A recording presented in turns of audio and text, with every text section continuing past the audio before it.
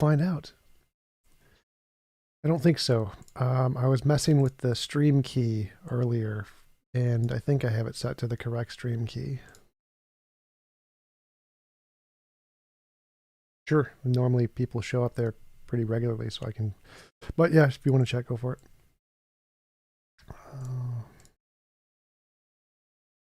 Cool.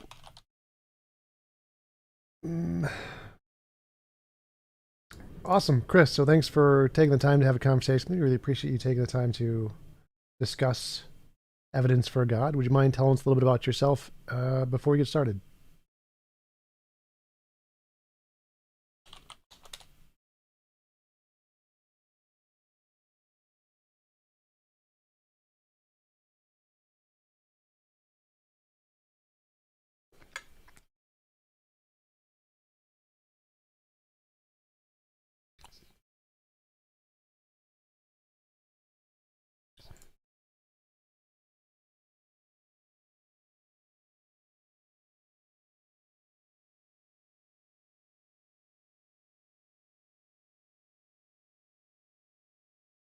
Cool. So what do you think the evidence is?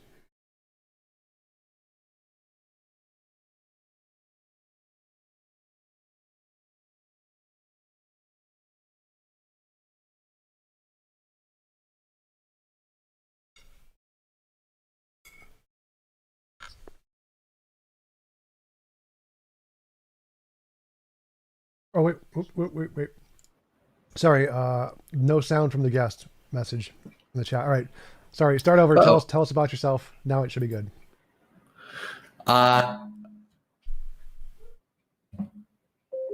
was on my end. I think I forgot to unmute myself on my own stream too. So yeah, sorry about that, guys.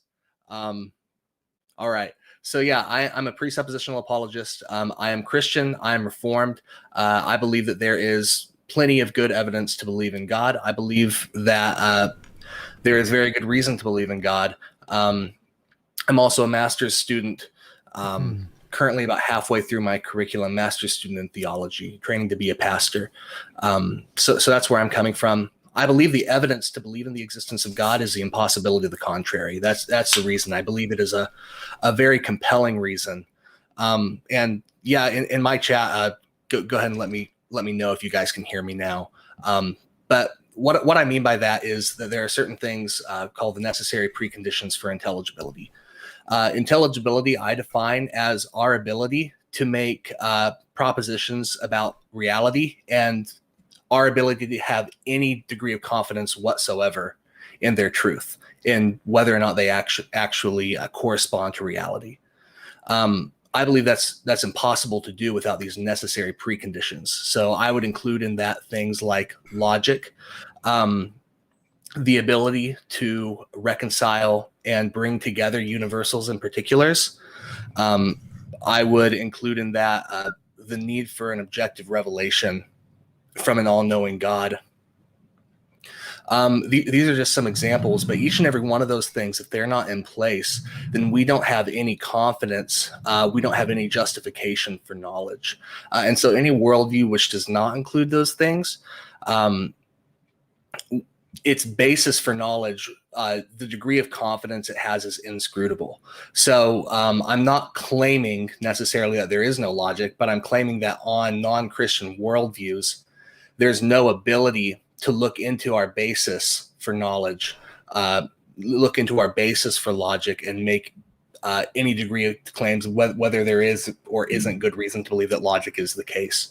And so it's inscrutable. That's at the basis of all of our knowledge.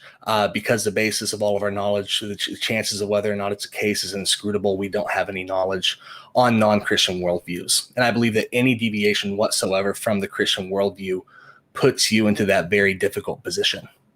Okay, how did you gain knowledge of the Christian God that gives you this conditional basis for logic? Right. So there is a distinction to be made here, I think, between temporal procession and logical procession, and how our beliefs logically flow from one another and how they temporally flow from one another. I believe we can make a distinction there. So neither I nor anyone else that I know claims that we can escape the fact that temporally I had to use my logic in order to ground my logic. Temporally, I can't escape the I same don't care about problems that I level at I you. don't care about that. I'm interested in the revelation thingy. So you're saying a God Okay. told you so, that he exists, and he told you that he's the all-powerful, Mm-hmm. perfect being, and Mm-hmm. that's your basis of knowledge. Sure. Yeah. Okay, so if I said the all-powerful flying spaghetti monster came to me last night and he told me that the Christian God, complete bunk, there's no Jesus, completely fake, didn't even exist in history, and he's all-powerful and all-knowing, I now have divine revelation from the spaghetti monster. Is that a reliable basis of knowledge? Yeah. So the presuppositional method, it does deal with worldviews and their particulars. So if that's a route you want to go down for the debate, we need to really get into what the very finite particulars of that flying spaghetti monster Pastafarian worldview is that you're proposing. I don't care. So None of the particulars matter here. The question is the fact that I had some emotional experience of some being who claims to have properties, his actual properties make no difference here. If he sure. claims to have properties, is that sufficient reason to believe the properties he states are correct? Yeah. So I would out and out reject that you can just separate aspects of the worldview from the rest of the worldview like that. So What? I don't understand what you're saying.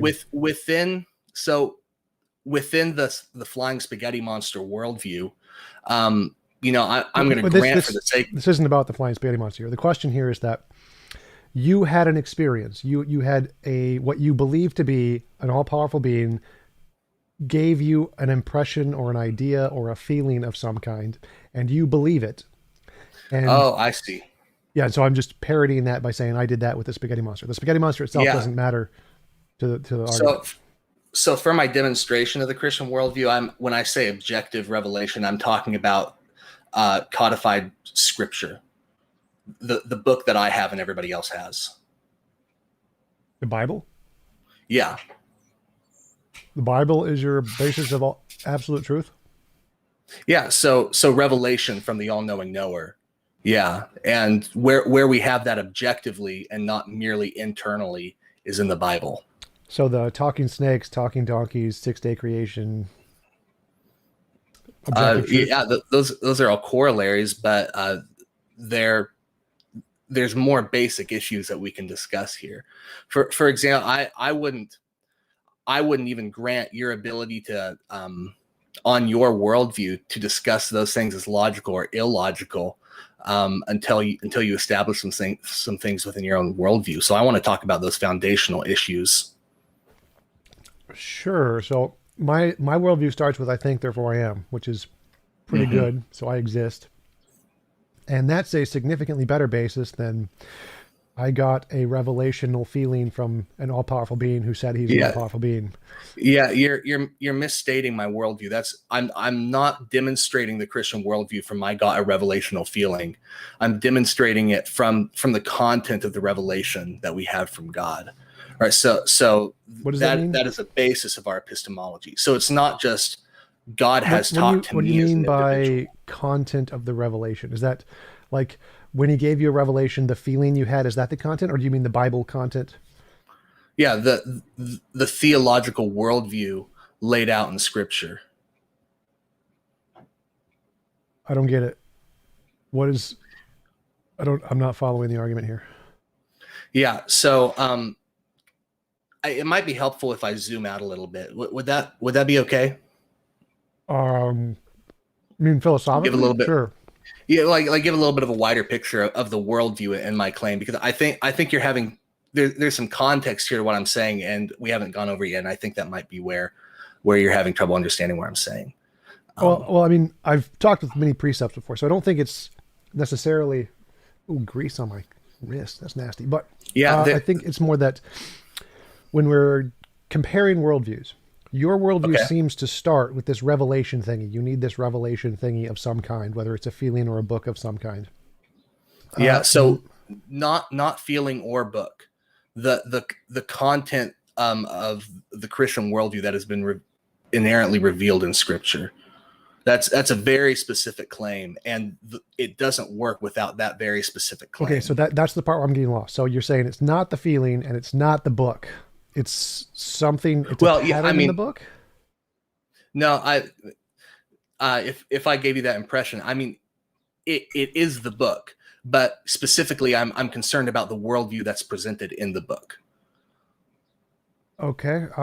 So I believe that there's a scriptural worldview, and there's a worldview that's presented in the pages of Scripture, and apart from that worldview, we can't account for knowledge. That's the claim.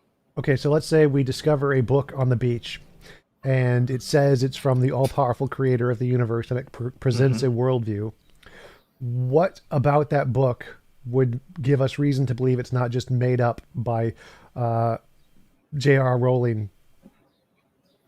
So are you talking about the Bible, or are you talking about just any book, just non-specific? Well, the methodology would have to be the same to apply to both, right? Like you'd have to. Yeah, well, I'm just asking if you're asking about. So are you asking about my confidence in the truth of Scripture? Sort of. I think it's more that in my epistemology, you need some way to differentiate imagination from reality for it to count as evidence. So if we just came across a book, it could be the Bible, it could be any book, and we're trying to evaluate, is this book real or is this book imaginary? We need some kind of criteria to establish that this is the real book that corresponds to the real ultimate all-powerful being or whatever. And so I want to know what that criteria is that you found in the book that makes it credible rather than just a fairy tale. Yeah, so the demonstration of my claims is the impossibility of the contrary. What in the Bible says anything about that? I don't think my position entails the necessity that the Bible has to specifically talk about the impossibility of the contrary in order for me to utilize that to demonstrate the truth of it. Okay, still not following. So your worldview is based on the revelation, which is in the Bible. It's something in the Bible. So we're looking for something in the Bible, and we want to know, does this something in the Bible meet some set of criteria? And your criteria is impossibility of the contrary. Yeah, so that would be how I demonstrate the truth of the scriptural worldview. That's not a criteria that I see in the Bible for establishing truth claims. So again, I'm trying to say either the Bible is real and the Christian God is true, or it's a fiction made up by goat herders 3,000 to 6,000 years ago.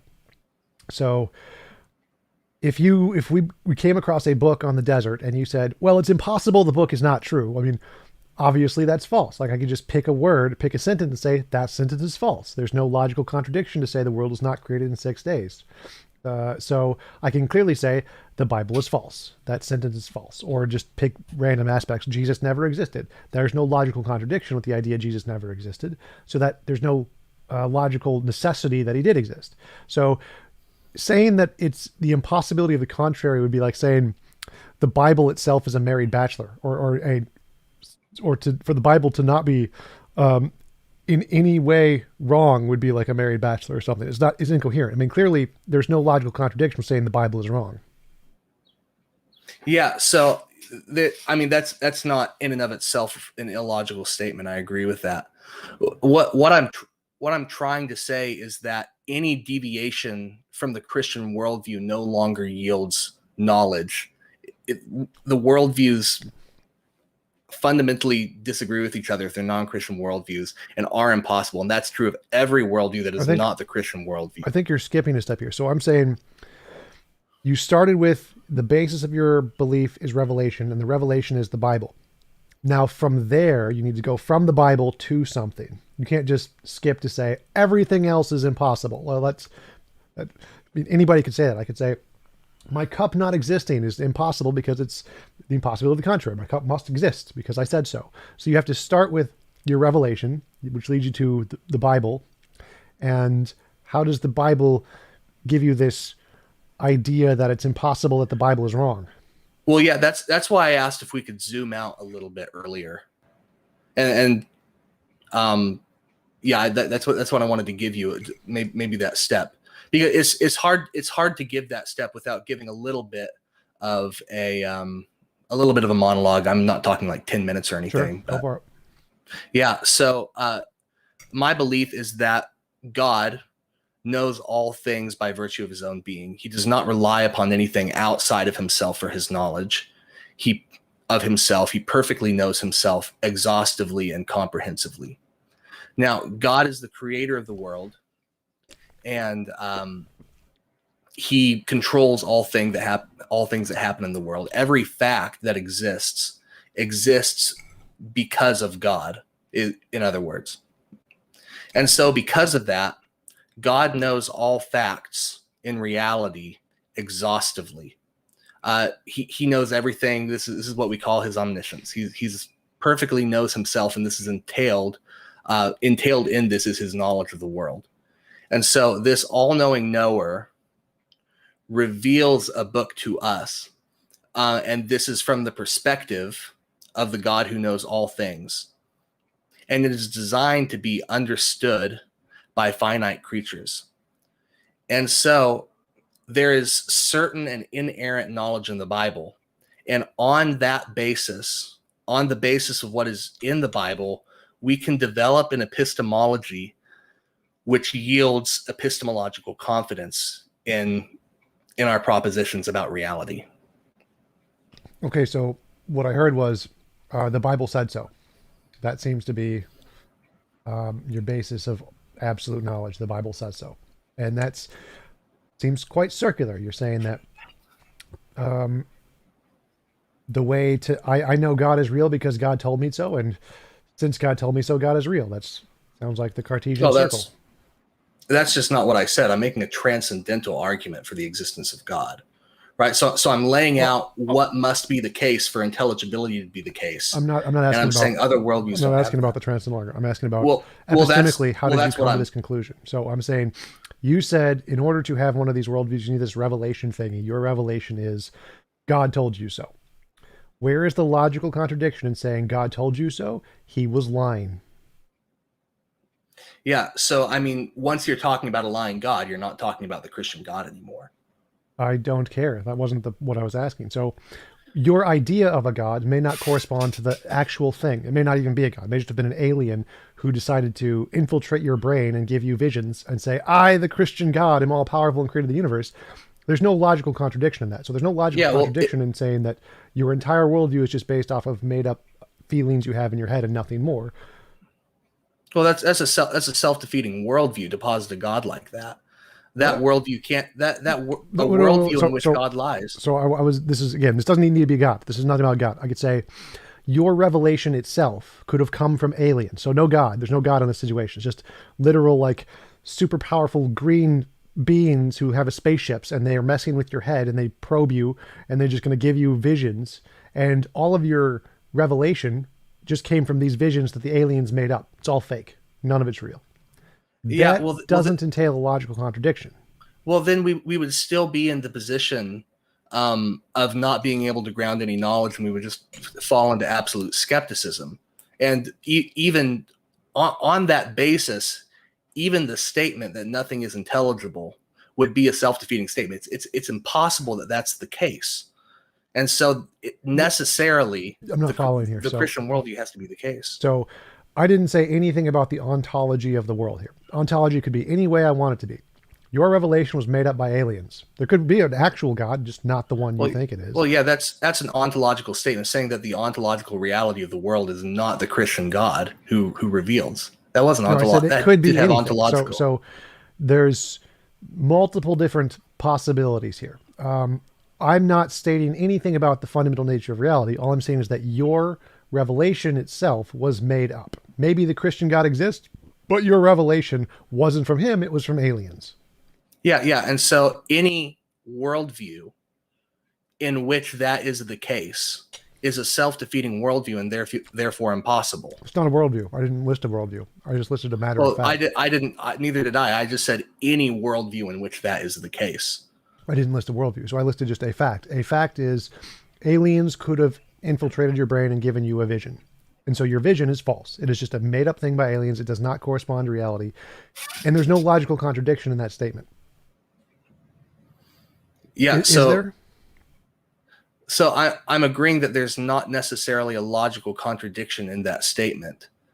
But by arguing for that, or by even granting the possibility that that might be true, then you no longer have a basis for an epistemology, is what I'm saying. I still have I think, therefore I am. So what? Yeah, that's not a basis for anything, really. Yeah, it is. It's literally epistemological skepticism is the entire epistemology based on the cogito. You start with the cogito. Yeah. So can I read you a quote that is definitive of my own thinking on the cogito? Okay. Yeah. So this is from Cornelius Van Til, and this is what he says about the cogito. And you might take this first statement as a little bit offensive. Just remember, this is Van Til saying it, not me. He says, those who seek to flee the voice of God start with the cogito as though it were a rock in the bottomless ocean. They cannot individuate. They cannot show how one fact, if it could be found, can be related to another fact. They cannot account for the uniformity of nature. They cannot use the law of contradiction, except they abuse it, making it destroy individuality as it succeeds in its reduction to abstract unity. They cannot find intelligible meaning in the words cause, substance, or purpose. There is no coherence in their thought. So there's a number of places where the cogito breaks down. Well, no, so he's just wrong on all of those. He's kind of an idiot. Van Til isn't a very intelligent person. But none of that matters to what I said. So I said you could be under a delusion by aliens. Your revelation is wrong. This is not a positive worldview. There's no logical contradiction in that statement. You've said there's no logical contradiction in that statement. So the contrary isn't impossible. It's literally possible that your entire worldview is just a fiction. We're talking past each other because I don't think at a single point in this conversation you've accurately understood what I've been saying. And so my contention is that any worldview in which the revelation is not taken as the ultimate starting point, the principium, foundation of all knowledge, reduces to absurdity and is therefore impossible. Right. I understand your position, but my question is why do you trust your revelation? Because it seems like you had a mystical experience and you trust that mystical experience. We know that's fallacious. We know that doesn't work. That's been debunked for thousands of years. That's a terrible basis of knowledge, but you seem to be thinking this is a good basis in your case for some magical reason.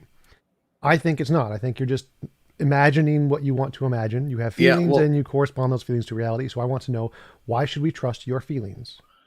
Again, it's not my feelings. I've said that multiple times. You're not understanding my position. Feelings are synonymous with revelation.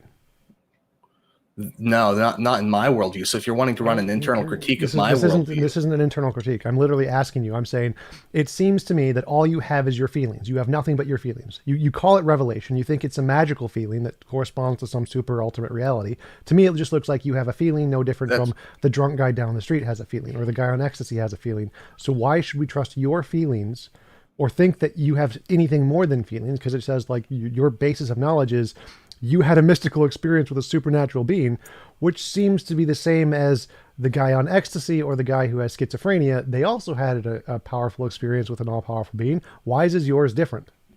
Yeah, that would be like me asking you why you think it's a good idea to punch women in the face. You're just taking a position that I nowhere articulated, and you're asking me why I'm stating that as a basis for my position. No, I'm not saying this is your worldview. I'm saying this is my worldview. So from my perspective, it seems like what you're saying is you had a feeling, and I can't tell the difference in my world. I'm not saying that you said this. This is what I said.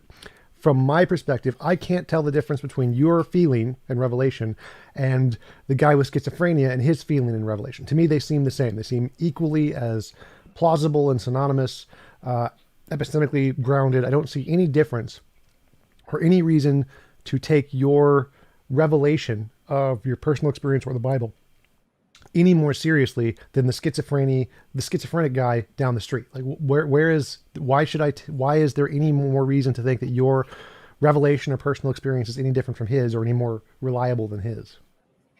Yeah. So I'm having a difficult time seeing why. Apparently, this is from within your own worldview. So why is it that within your own worldview, you're not able to distinguish my personal feeling from objective content laid out in a book? Maybe it's because if you're saying the revelation is only the Bible and not your personal feelings, is that what you're saying? Yeah, yeah. So I've nowhere given my personal feelings as a basis for my epistemology. Okay, so that's in fact, I heavily critique competing worldviews for my own for using that as a basis by which they demonstrate their God. Like, for example, Mormonism. You have any two Mormon missionaries knock on their door, they'll tell you the reason you should believe is because they read the Book of Mormon and God told them it was true. Right. That's not what I understand. Saying. Yeah. So I wasn't, when I say your feelings, I'm saying that you read the book as a revelation. You have a feeling that it is the revelation, right? You feel the Bible is the correct revelation, and that's a feeling. Well, I mean, that's true that I feel it as a revelation, but that's not entering into my justification at all. Right. I didn't say it was. So I'm saying that you think that the Bible is justification, and you think that because you have this feeling. All right. So I'm saying, why should we trust that your feeling of the Bible is true is any more reliable than the schizophrenic who likes to read Harry Potter and says it's true? What reason do we have to think that your revelation is not just an imaginary feeling you have, like aliens made you feel that it's the revelation, even though it's just a random book? Yeah. So I mean, I would kick back against calling it merely a feeling. I am assuming the truth content of that, and I am proposing it for your belief, and I'm saying that anything competing with it no longer can account for intelligibility, right? So you're bringing in a foreign element into my argument, and I just like the way you're repeatedly the way that you're repeatedly characterizing my position. I would just as strongly disagree with that as you would.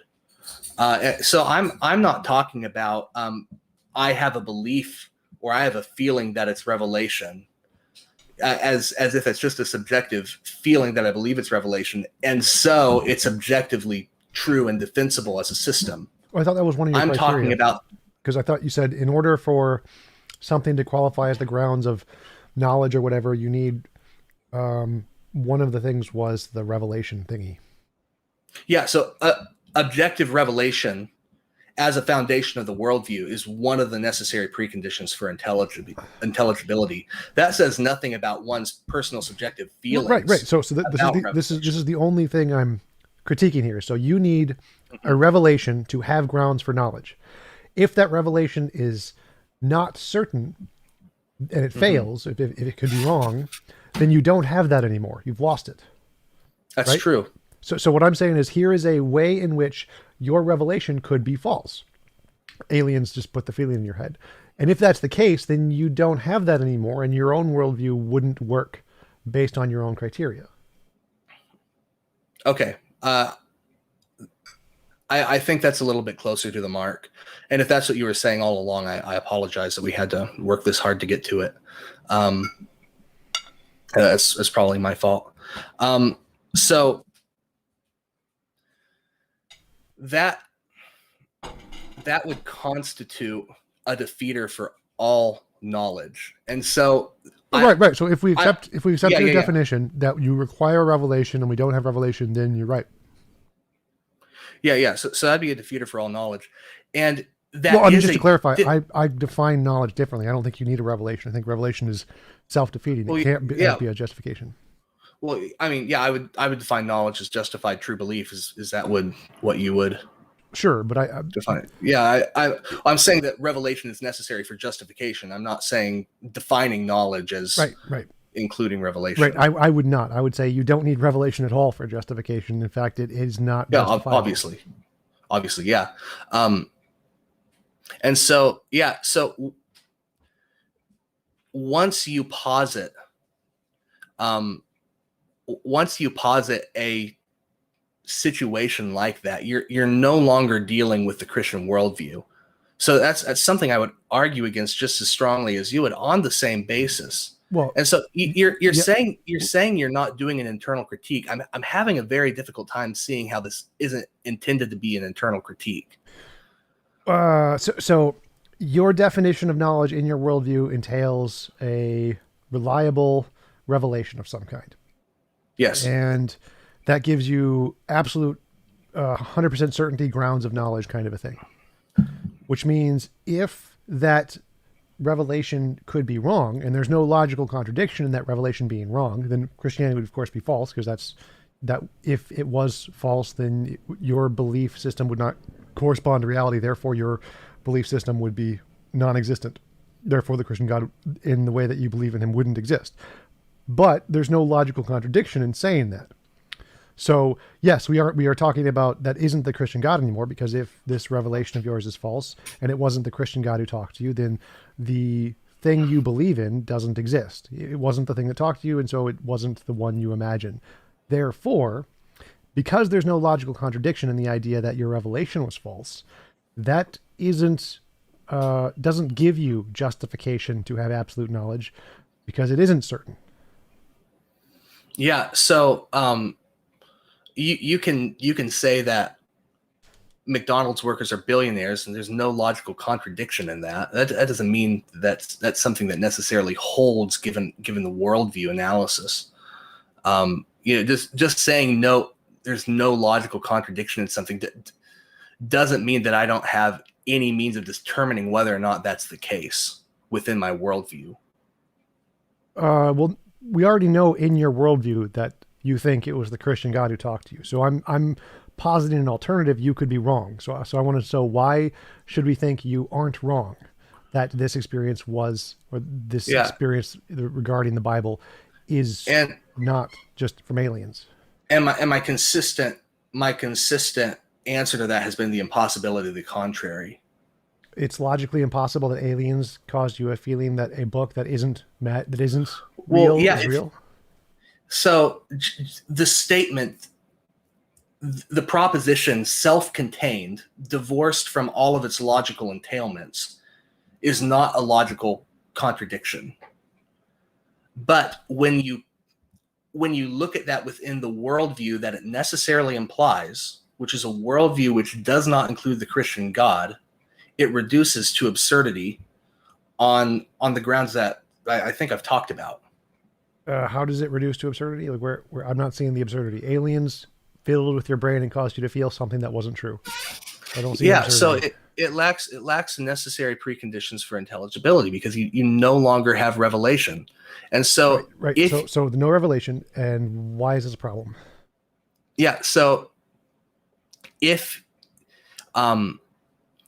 you posit that is the case, then you lose the ability to posit that is the case, because you lose intelligibility.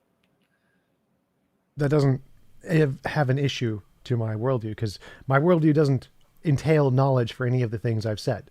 So, like, I could not exist, and aliens could still have abducted you and put feelings into your brain. I could have no worldview. I could be completely logically inconsistent, and the fact of the matter, in reality, without any knowledge that I have, or I don't need any grounds of knowledge at all, it could just simply be a fact of the matter that aliens abducted you and put feelings into your brain. So the epistemology, my epistemic basis for knowledge, is irrelevant here, because I'm talking about ontology. It could be ontologically a fact of the matter that aliens abducted you and put feelings into your brain for a book that isn't real. And no epistemic knowledge claims matter to that whatsoever. It's completely irrelevant. Yeah, so I guess in the next place we would go in the argument would be because this is what I'm trying to imply, and I'm feeling I need to justify it to a greater extent, that does reduce to absurdity ultimately when you follow it to its ultimate conclusions. Okay, how? And so I would ask, for example, on a worldview in which that is possible, in which that is something that possibly actually could have happened, how can you how can you grant the laws of logic? You don't need to. How do you have any basis for that? You don't need to. We're not talking about my knowledge here. We're Why talking not? about ontology. So even if I know nothing, if I don't exist, it makes no difference to the fact of the matter if aliens actually did abduct you and give you feelings. So even if I can't ground knowledge, that doesn't make a difference. I don't need to know anything. Like, Well, I could not exist and the argument still holds. well, yeah, but you're still positing a different worldview, because the worldview you're talking about, I mean, There's no so, worldview so here. This isn't a yeah, worldview. So a worldview is specifically a epistemology, a theory of ethics, and a theory of metaphysics usually. And I haven't yeah, posited any of those things. This is not in any way. There's no epistemology here. There's no ethics here. This is just but a simple ontology. It is an ontological fact that aliens no, exist and they abducted you and inserted a feeling into you. no So no, worldview is what? no worldview is separable from no ontology is separable from a worldview. Yes, they Distinguishable, are. but separable, no. So there's the reason a worldview contains an epistemology, metaphysics, and an ethics is because a worldview is a combination of those three things. Those three things on their own are not a worldview. So that's why they have their own label. So you can have a metaphysics, which ontology is a branch of metaphysics, which has nothing to do with a worldview. There's no possible world semantics. Like possible worlds aren't themselves a worldview. Yeah. So I mean, the most charitable reading I could give of your argument would be that I have no basis on my worldview for determining whether or not it's the case that has happened to me. Sure. I think so. Is that what you're saying? Yes, that was definitely a part of it. So you have no way to distinguish between aliens fiddling with your head and the God actually existing and talking to you. Okay, but you said sort of, so that's not all of it? That's the gist of it, but we moved on to the separate point about epistemology, which is completely irrelevant here because I'm only making a claim about ontology, a fact of the way the world is, which is irrelevant to epistemology here. So I don't need to ground any epistemology in this whatsoever. Whether or not I can ground knowledge, it doesn't matter. But that ontology is not a Christian ontology, and so you're right. You're mixing an internalist and an externalist critique. What? No, this isn't an internal critique. So I'm accepting for the sake of the argument your definition of knowledge that it requires revelation. So just that part is internal. So that part I'm saying, okay, let's assume if that's true. So then I'm saying if you're wrong, like not if your definition is wrong, but if your experience is wrong, then you don't have that. And by your own internal definition, you wouldn't have knowledge. So in that sense, yeah, you're right. I'm combining an internal and external, and there's no contradiction there. Because what I'm saying is if we accept your definition and the facts of the world don't meet your definition, then you're wrong and you need to show that you're not. But how would you even have any basis for investigating the facts of the world? It's not my claim to do so. It's yours. You're claiming that you have this revelation and that you need revelation for knowledge. And I've just given you an example that shows you don't have revelation. You don't have certainty in your revelation. I think I do, because by positing that, you're positing something other than the Christian worldview. Right. So you're bringing in a claim. You're just saying, what if your worldview is something else? Then it would totally no. I'm saying, what if your worldview is wrong? So you have a worldview. You have a worldview that God spoke to you or wrote the Bible in a revelatory way or something, and that could be wrong. And if it's wrong, you don't have revelation. So I'm not saying. What if your internal worldview was changed to something else? I'm not saying I'm not trying to change your worldview at all. I'm saying you could be wrong. There's no logical contradiction in that. I mean, yeah, there's not necessarily a logical contradiction in the statement, I could be wrong. But everything you're entailing about what would constitute me being wrong is logically self-defeating because it does not include revelation. So that's the part we've going into how, because there's no logic required at all for this. This is purely ontology, so my epistemic basis is irrelevant here. There's no ontological contradiction with your idea of the world being wrong. On that ontology, you have no basis for your knowledge because That's epistemology. you have no basis Epistemology does not matter here whatsoever. So I made no claims about epistemology, only about ontology. But ontologies have epistemological fallouts. Maybe, but that's kind of irrelevant to anything I said. So it's absolutely not irrelevant, because you're positing a completely different ontology from my own and saying, well, what if that's actually the case? Yes. And I'm saying that would have a completely different epistemological fallout. I don't care what happens epistemology. On that ontology, you would have a completely different epistemology. So again, it doesn't matter. Epistemology doesn't matter here. So unless you can show a contradiction in the ontology itself, what happens in the epistemology doesn't matter. It's not a contradiction to have silly epistemologies. I don't care how silly the epistemologies can go. If there's no logical contradiction in the ontology, which is the only claim I'm making, then there's no logical contradiction in the Christian God being wrong.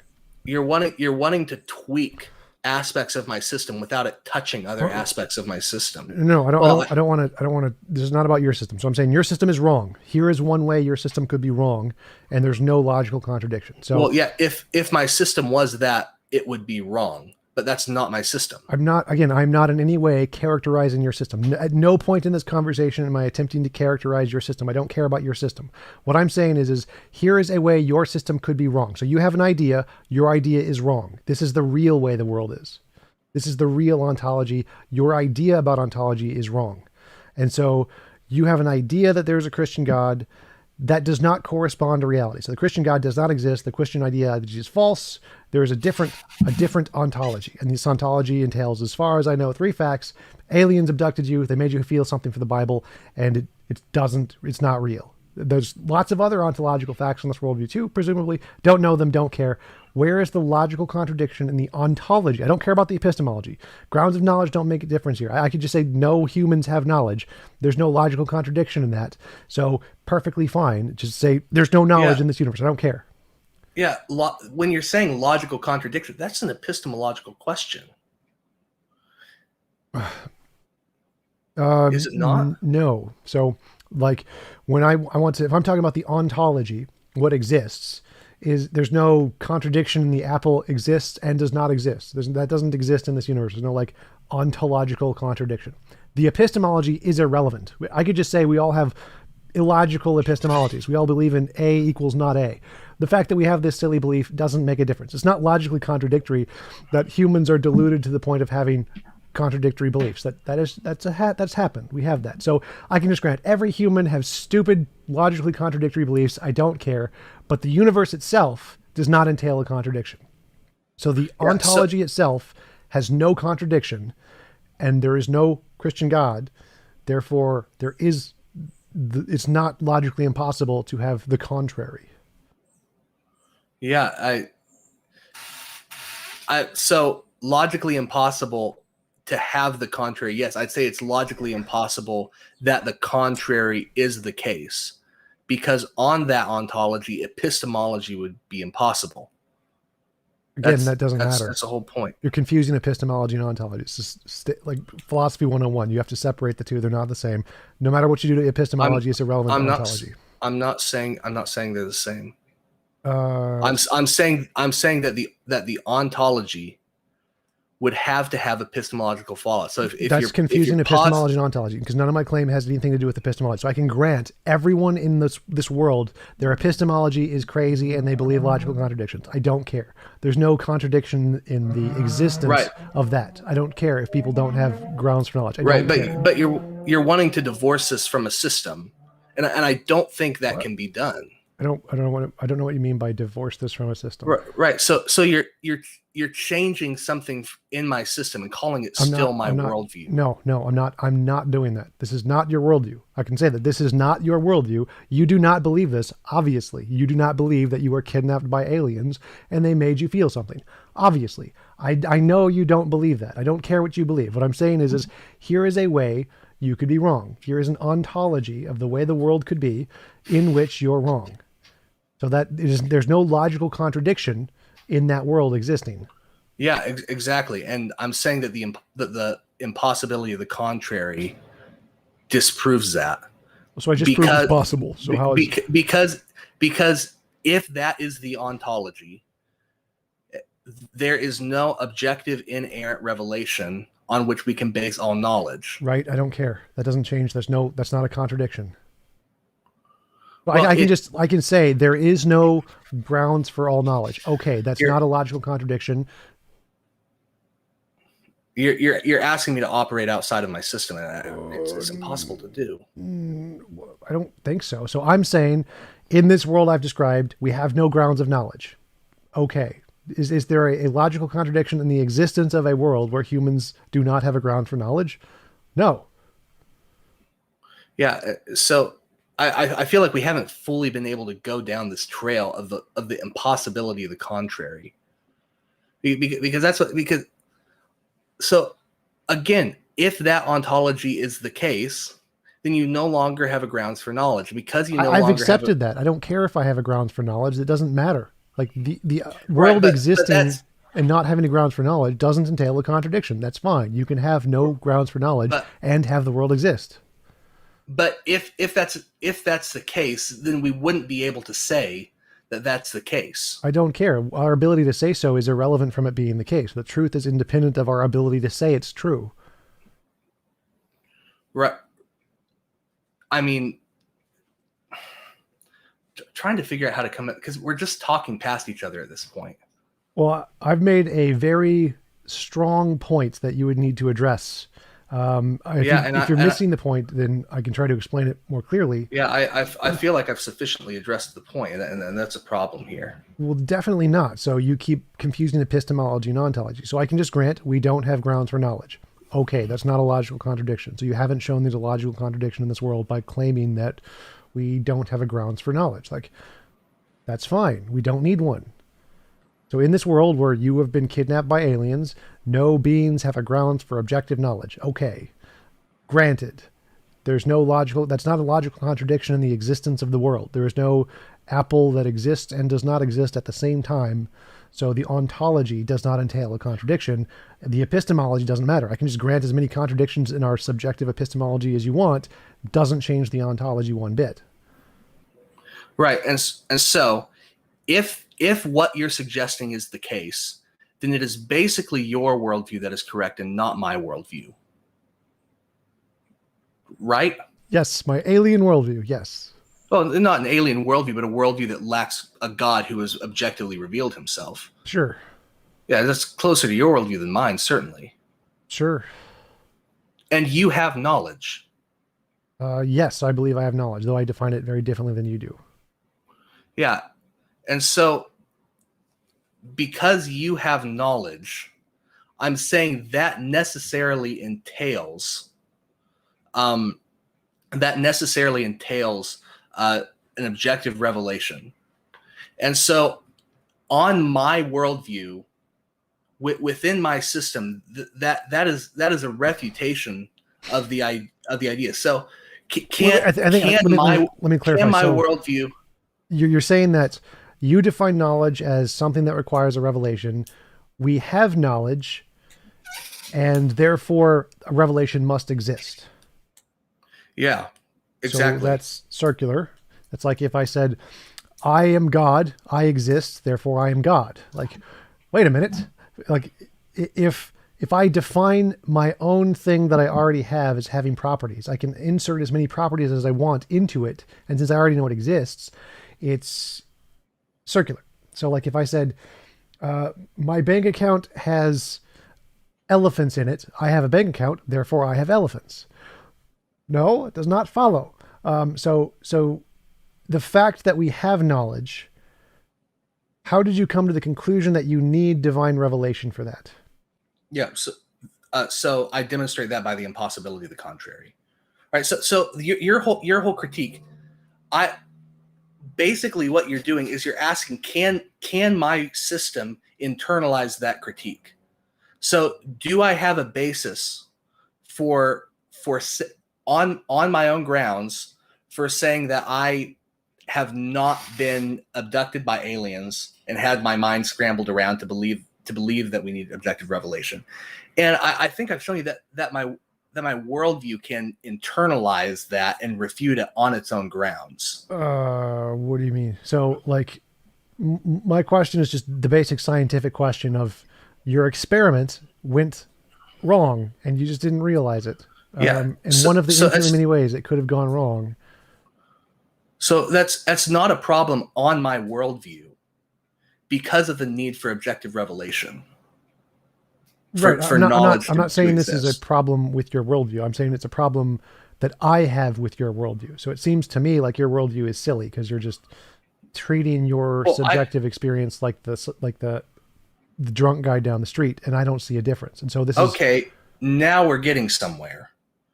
I don't care how you feel about my worldview and how you analyze it from within your system. Right. I'm not saying you do.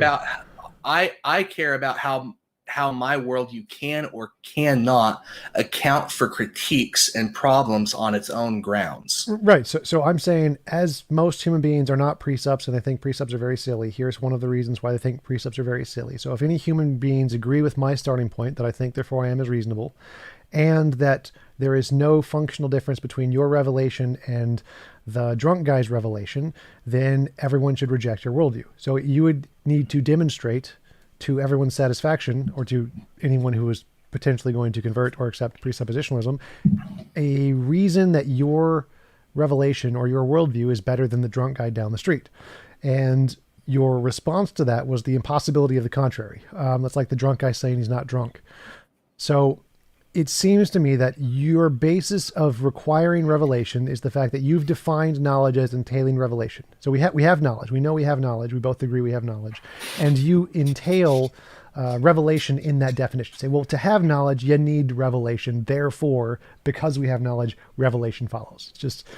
But that doesn't follow. Like, you don't need revelation for knowledge. Yeah, or you haven't demonstrated why we would need revelation for knowledge. We haven't played with any worldviews to see what a worldview without revelation looks like, and how that fails on its own grounds. And here's another thing, and this is something that I see you pretty consistently do in your debates, is that critique very much works when you're not willing to delve into the particulars of the system.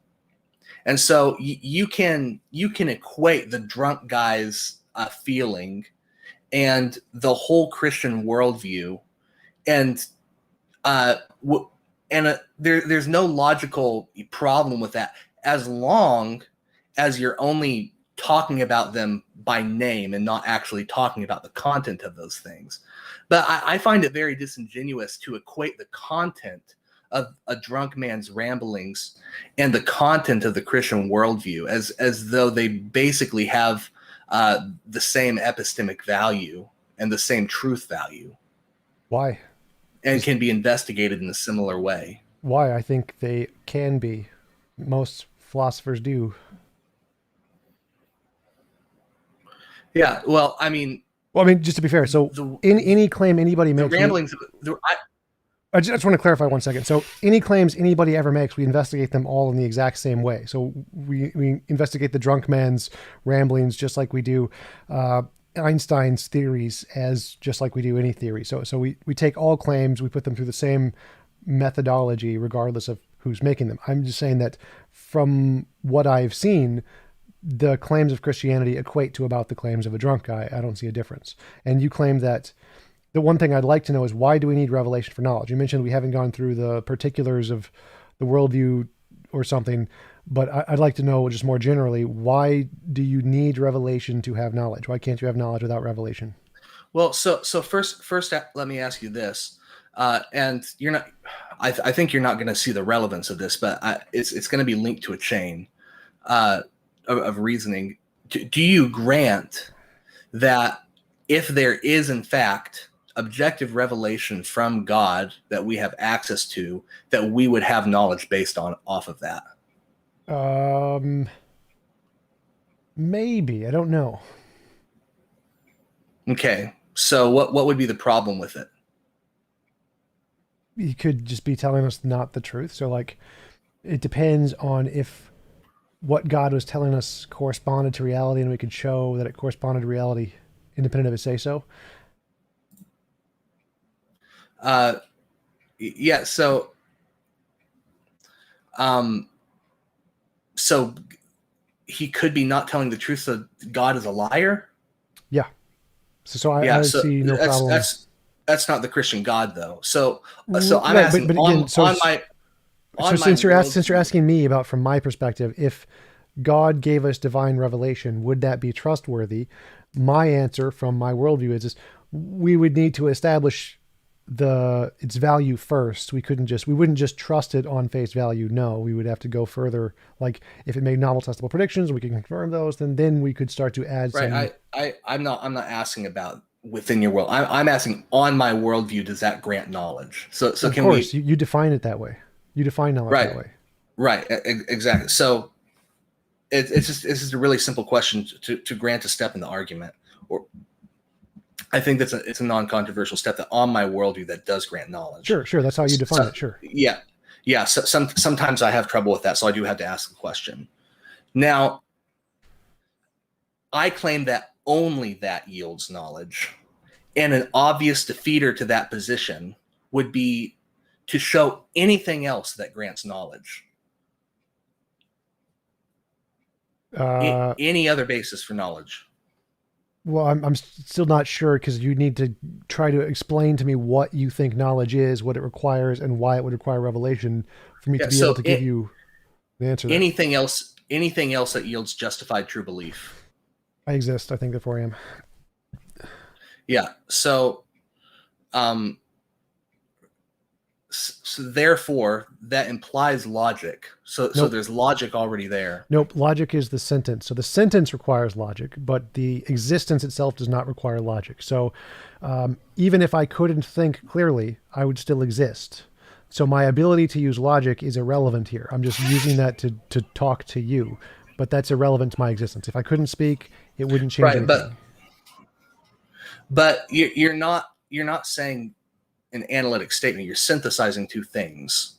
You're saying that there is something occurring called thinking, and that it necessarily implies something else, which is existence. Nope, those are synonymous. So thinking and existence are the same thing in most versions of the cogito. Thinking and existing are the same. Can Yes. you qualify? Can you justify that? They literally mean the same thing in the sentence. So like the thinking is a specific process that entails existence. It is a thing occurring in reality. So it is existence. So if they're the same thing, then you could just as easily say I am, therefore I am. Yeah, you could just say I exist. You don't even need, it's a tautology if you say it twice. So I exist and I can experience my existence. So again, the sentence makes no difference here. Analyzing the sentence is irrelevant. It's purely descriptive. It's like saying the sky is blue. Like, doesn't matter if you don't need the laws of English for the sky to be blue. It's irrelevant. The laws of English apply to the sentence that I need to say the sky is blue in a coherent way, but the coherence in the sentence itself is irrelevant to the fact of the matter. The sky exists and it is in fact blue, or reflecting that wavelength of light. So my existence, the fact that I exist, is irrelevant to any logic, any of the statement, any of the argument. All of that is just descriptive of the fact that I exist. Well, if it's simply tautological and you're just saying I exist, then it's just arbitrarily stated. You're giving that with no evidence whatsoever. I experience it. It's the experiencing it that is the evidence. So the experience is a justification. So already you have something more basic than I exist in your worldview, and so there is a logical entailment there. No, again, the logic is purely descriptive, nothing else. I am thinking because I have this experience right now. There's no logic here. The sentence doesn't matter. Ants have experience. The ants don't have logic. They don't care. They still have experience, and so they exist. Yeah. And so if they have a belief I exist, and they have a justification from their experience, they now have a justified true belief that they exist.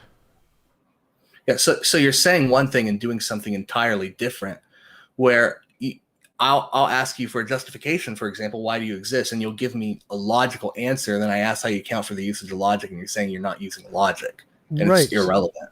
Correct. So the sentence, you're asking for a justification of the way I'm using the sentence, like asking. I'm not asking for a justification of the way you're using the sentence. Yes, you are. I'm asking to justify. No, I'm not. I'm asking for a justification of the fact represented by the sentence. No. So the fact is that I exist and I have experience of it. Though, like, I literally experience them. I don't justify them. The experience itself is the justification. Yeah. So by using justification, you're entailing logic. No. So again, logic is irrelevant to the experience. The experience exists with or without logic. It makes no difference. Well, yeah, the experience exists with and without logic. I can grant that, but the fact that that entails existence, I still think needs to be justified. Because I mean, whether or not you'll admit it, you are arguing for a logical How can you entailment. think and not exist? Like, it's literally the same thing. What the thinking, if the Well, I thought mean, yeah, is occurring, the thought exists. Occurring in I'm not reality.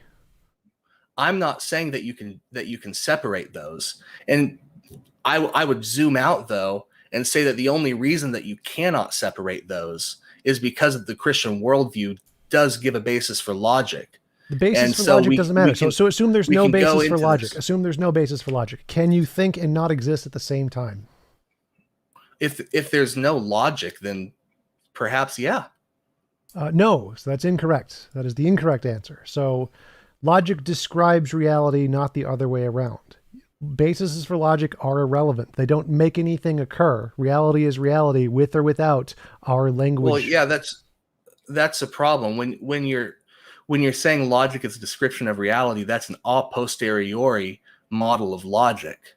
And so you're sneaking that into the cogito ergo sum, and No. you're using that as a foundation for a worldview, but sneaking in a posteriori reasoning into it, and so it can't function as a basis for the worldview. It's viciously circular. Nope. So that's wrong. So the construction of logic itself comes after the experience of existing. So I have an experience, I exist, and then I create a language of logic to describe that experience. Yeah, existing doesn't entail logic, though.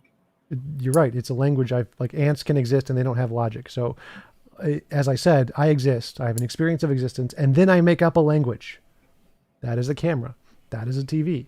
One is one and not the other. So I've now just created the law of identity and the law of non-contradiction. So if you've made it up, then what guarantee do you have that it actually corresponds to reality? It's meant to describe my experience, and those are the things I'm experiencing. So what? So what? It's meant to describe your experience. How do you know that you're accurately synthesizing your experience? It doesn't make a difference. Like, I didn't say I'm accurately synthesizing reality. I just said I'm created a language to describe my experience. I experience a camera, I label it camera, and I claim it's not the same as the TV. Whether it is or not makes no difference. The language works very well to describe my experience. My experience corresponding to reality here is irrelevant. Yeah, it absolutely is relevant, though, because if it needs to correspond, I mean, still, if it's your experience is a part of reality, right? Sure. So the fact that you're experiencing it is still an aspect of reality. Definitely. So if you're going into it with the assumption that you can logically perceive these things, synthesize these perceptions, whether or not they have any correspondence to the outside. There's no logic here. So I just have an experience. I have 0 words. I can say literally nothing, but I'm going to describe it to you in the third person. I have this experience and I can label these things. I think the contention that there's no logic here is just absurd on its face. Do ants have logic? Well, I mean, they reason and they use brains. I mean, you can say it's ultimately instinct. Yeah, so they have no logic. They haven't constructed a language of logic whatsoever. They just see or smell and then follow the trail. Well, yeah, I mean, we do define logic differently. When I refer to logic, I'm referring to the thing that you say your logic is describing. Reality? Well, I mean, in a particular aspect of reality, yeah. Okay, so how could something exist and not be describable by other abstract terms? I'm not seeing the relevance. Logic is a made-up abstract language that we use to describe things that exist or and don't exist. Uh-huh. So if something... Well, on your worldview, yeah. Yes, and the Stanford Encyclopedia of Philosophy, very first language of classical logic. But so if the reality is real, then a made-up language would be able to describe it. Reality is real. Yes? If we can fruitfully interact with reality, yeah. But I No. can't grant that on your basis. Let's suppose I can't interact with reality. I can still make up a language and say reality is real. Does it describe reality? Not necessarily if if you have no experience of reality. If you're does the sentence reality is reality describe reality even though the sentence itself is not conscious? Yeah, so I think obviously that is the case, but I don't think you have a basis for saying that because it assumes a law of identity. The law of identity is the sentence. So the sentence itself, like reality, is literally the law of identity. A is A. So that law, A equals A, is true because it describes reality. Reality precedes logic, not the other way around. Yeah, but if the laws of logic are simply descriptions that we gain from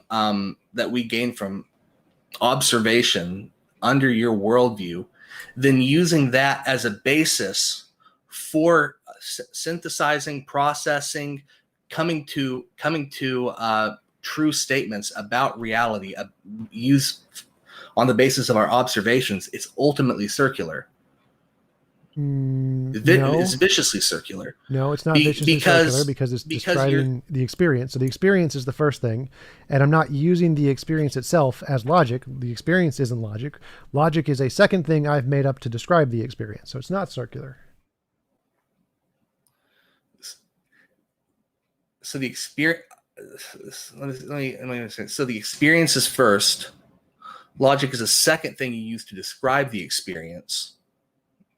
And then using that description, you can accurately process your experiences. I'm not sure what you mean by process here. So if we can use logic to create models and then use those models to apply to our experience and to see if it actually describes our experience. Well, we can,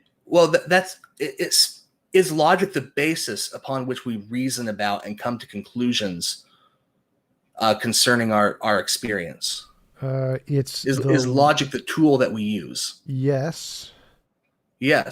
And so what tool did you use to describe the experience and arrive at a law of logic? A language prior to a formal system. So like words like and ah. So did the language have any logic to it?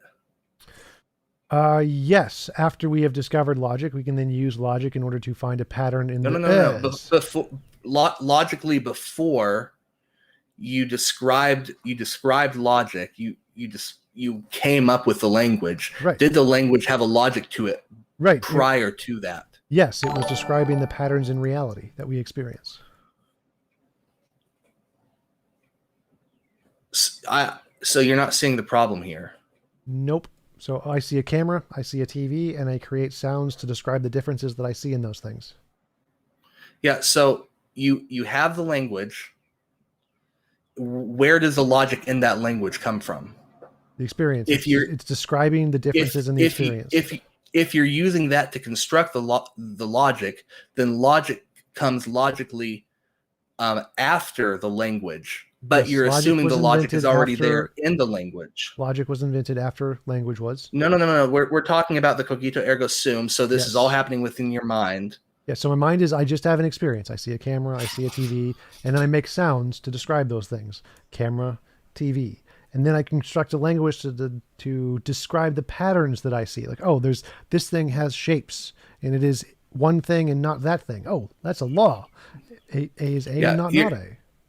So there's a logic hanging out there somewhere without any grounding. No, that's reality. Your language can then be brought into conformity. Reality exists, and reality has differences in it, and then those differences I observe and then label with categories. Yeah. So there's a logic assumed in that. Nope. Reality has differences. Does not assume a logic. It assumes reality exists and has properties to it. Yeah, it takes logical logical reasoning to deduce that reality there's things that can be distinguished within reality. You don't need to deduce anything for reality to exist. Well, no, not for it to exist, but for things to be distinguishable within it. Yeah, that's what you said. That Right. there are So things distinguishable within reality. So there are things distinguishable within reality, and then I make up a language called logic to do the distinguishing.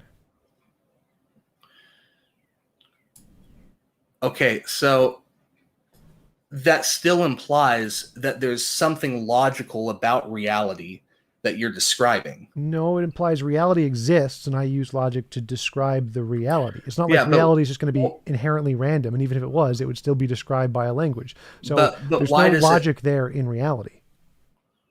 But why does it exist that way? Why is reality reality? No, not why is reality reality. Why does it have the properties that it does? So why is reality reality? No, that I think you can clearly distinguish the two questions. Not really. I'm not sure what you mean here. Like, why is reality have patterns and not insanely random and chaotic? I mean, yeah, that's one way to phrase the question. Reality is a very broad term that can encompass very many possible realities. But you're saying that reality is a specific way. In other words, we can form distinctions within it that are actually meaningful and relate to reality as it is. Well, I didn't say that part. So that comes way later in the argument. So all I said was I made a distinction between what I experience. I don't care if it actually corresponds to anything yet. Yeah, but that could be a totally artificial distinction. It could be. It doesn't make a difference to anything I've said yet in my argument. Right, then logic wouldn't correspond to reality. If doesn't need to yet, so it corresponds to my experience, and my experience is in reality. So if it doesn't correspond to reality, and experience is in reality, if there's a disconnect between your experience and reality, you wouldn't have any way of determining that. And then if your experience is a part of reality, not yet. So obviously my experience is in reality, and I experience things that look differently, and I can label them differently. Now, whether or not that corresponds to reality as it is, the ontology, is irrelevant. Doesn't make a difference. So I could be like, everything's a delusion. I'm hallucinating the camera and hallucinating the TV, but I can still create a language of logic to describe the apparent differences in those things that I see. Yeah, that's assuming that there's something logical there in the first place. No, it's assuming that I experience. Well, it's not assuming anything. I experience it. It's not an assumption. And then I make up a language to describe the thing I'm experiencing. There's no assumptions there. There's no presumptions at all. I don't see how there can possibly not be a presumption in that. I have experience, no assumptions.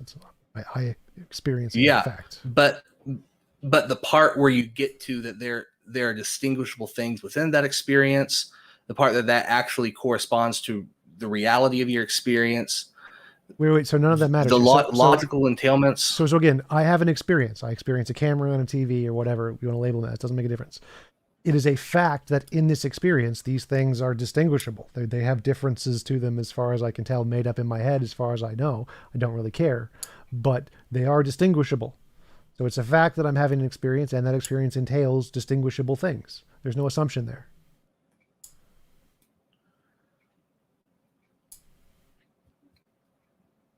So you're still talking about entailment and logic. Nope. Before you get to describing the logic itself. So there's a logic that exists before you have created the logic in this system. All that exists, or all that I'm aware of, is my experience and the things that I can presumably distinguish between. I don't care if that's what you're aware of or not. You're still talking about entailment and justification. Nope. I have an experience. It's your terminology. It's not mine. I have an experience. That's it.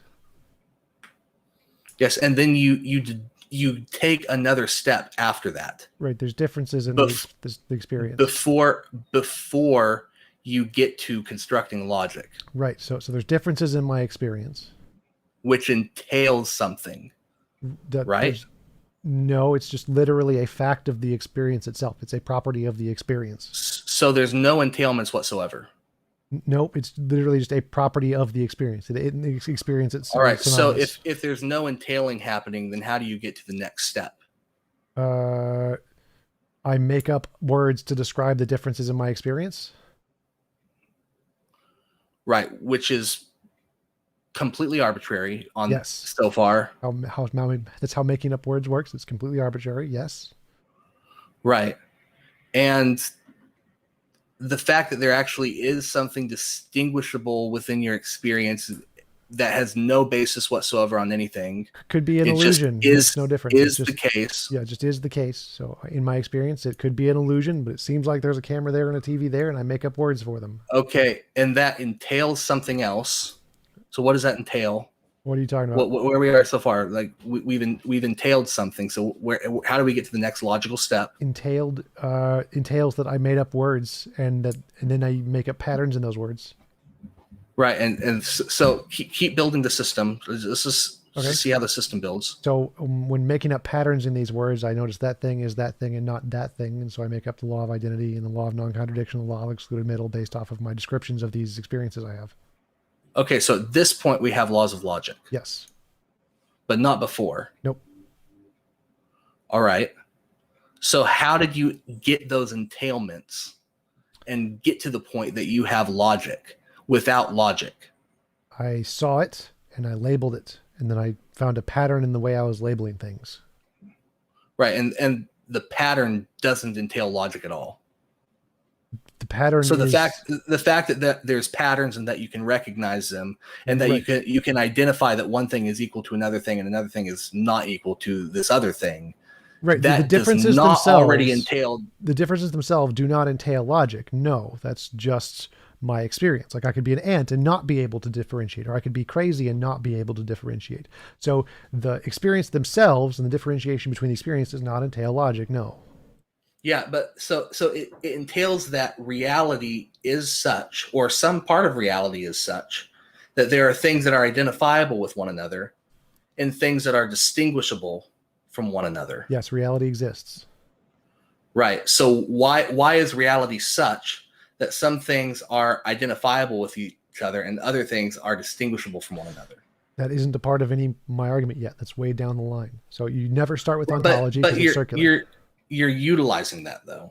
Oh, no, I haven't. So I've just because reality is. I've never claimed I knew why reality was reality. I don't need to. Like you can't start with that. It's circular to start with what reality is. You have to start with I think and I experience it, and then try to build up a knowledge of what reality is. But you can't start with what reality is. But to assert that there's I'm still not seeing how this has anything to do with why you need revelation. Still not following at all. Well, because I don't think you can construct an epistemology off of what you're doing here. Well, I just did. It's literally called epistemic solipsism. It's a proven in philosophy. So why do you need revelation here?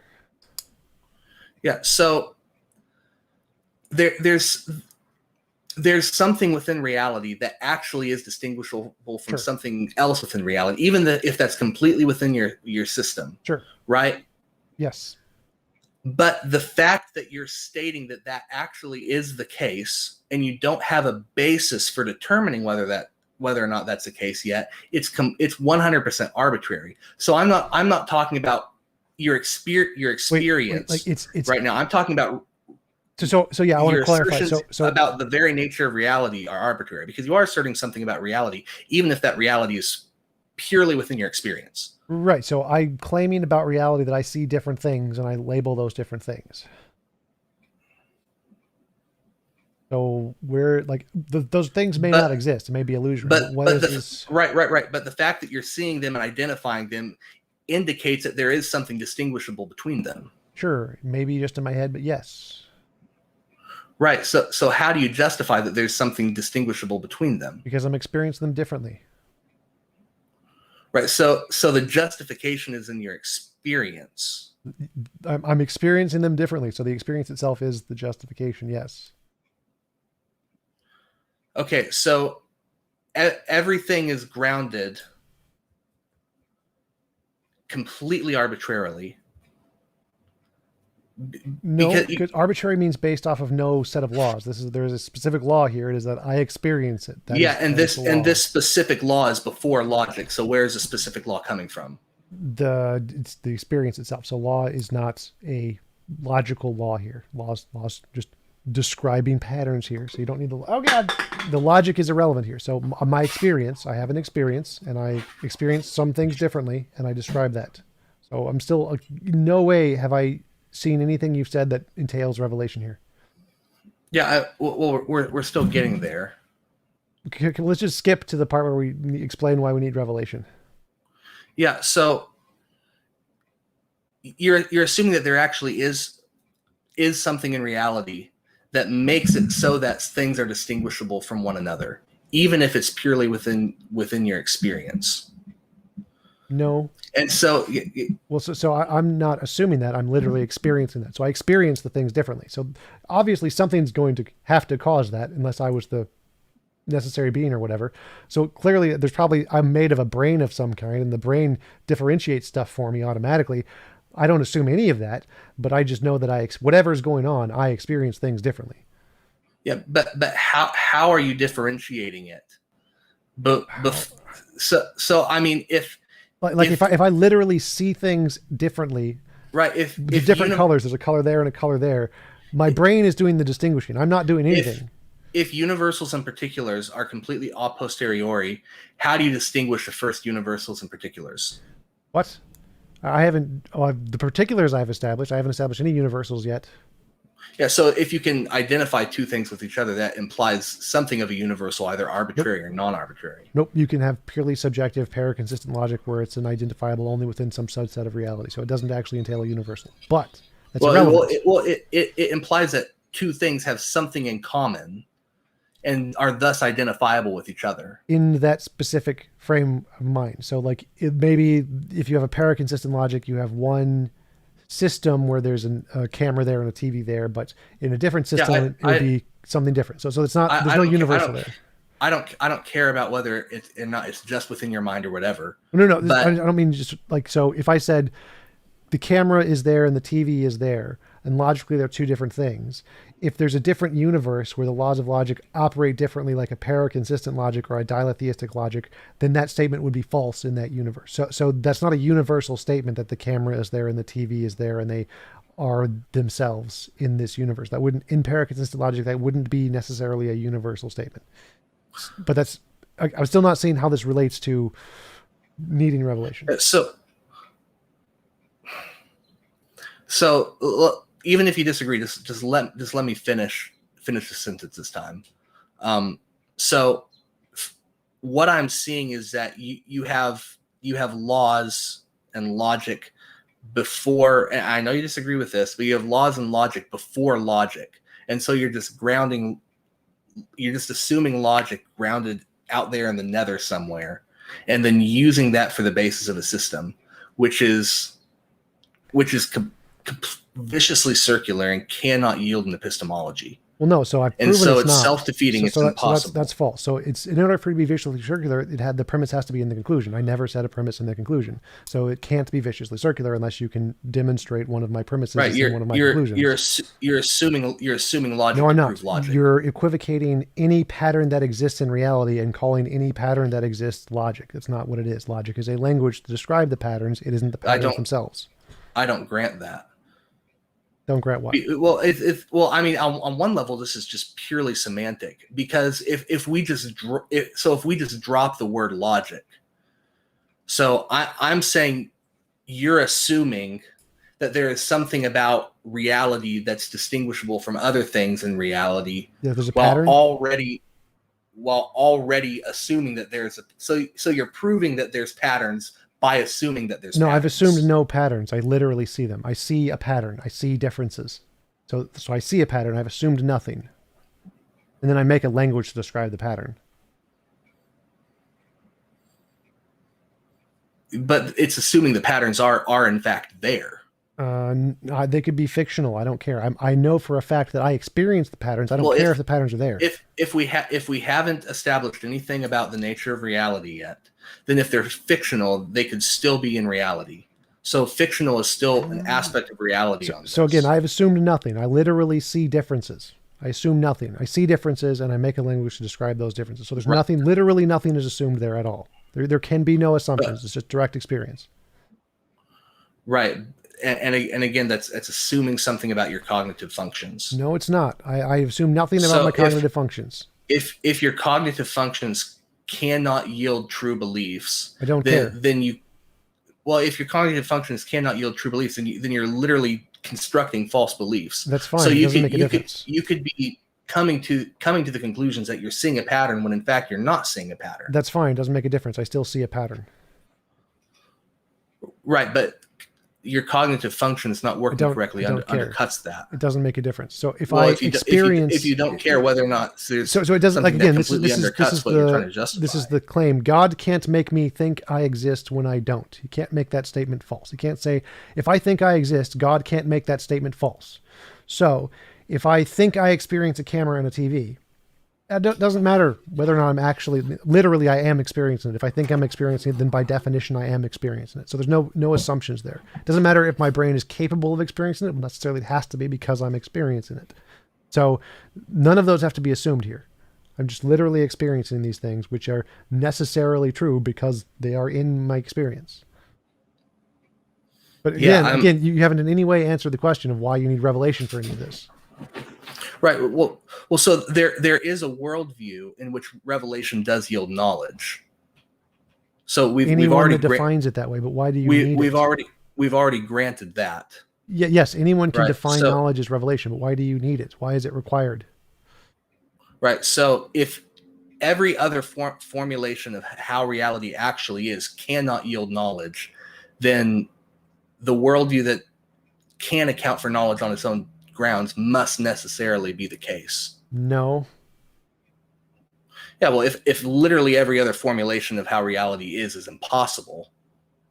No, so those are two separate things. So if it defeats itself on its own terms. No, so those are two different claims. Claiming that there is knowledge is impossible does not mean that one in which knowledge is not impossible is true. So you can just say, we don't have knowledge. There's no logical contradiction in that. Right. But if I say we don't have knowledge, then I'm undercutting my own, I'm defeating that belief by saying we don't have knowledge, because that's a knowledge claim. Doesn't make a difference here. So the claim here is that there is no logical contradiction in the existence of a world where there is no true knowledge. Knowledge doesn't exist.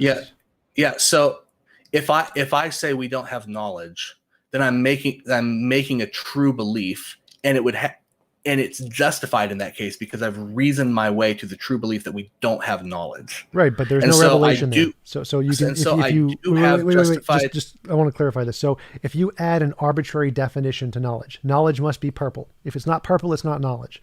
Then there's no knowledge in the universe because no belief is purple. Right, but you can show a self-consistent system in which knowledge is not purple. You can't show a self-consistent system in which knowledge does not entail revelation. It's irrelevant to the argument here. So the argument here is That's not.